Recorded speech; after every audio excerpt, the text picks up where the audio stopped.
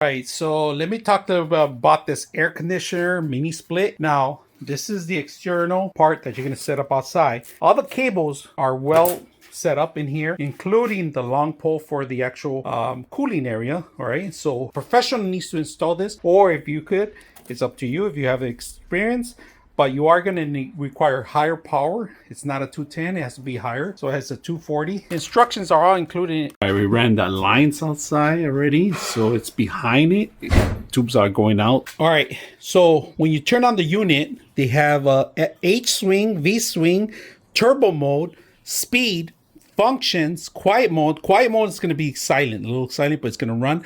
Timer, eco, and display. So if you guys can see the swing, I put H swing and V swing. So H swing is left and right, right? And V swing is up and down, all right? That's what it's doing. All right, so I'm gonna show you side by side the actual application. So we're gonna open it up. We could turn on the swivel and we could hold on the actual horizontal too.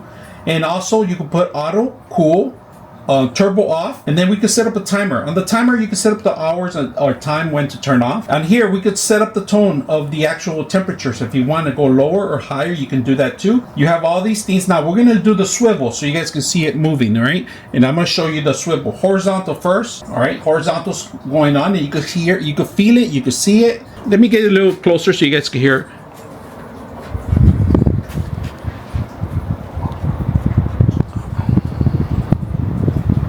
All right, I'm gonna show you the heating source right now.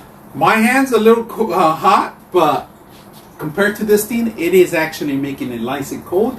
So right now, as a cooling source, if you guys can see, the cooling source is about, my hand's 71 right now, but if I move it out of here and I point it up a little bit higher, and you'll see the cooling source is about almost 50 that we have in here. And it's very quiet, but we could even make it quieter because this is not the quiet mode.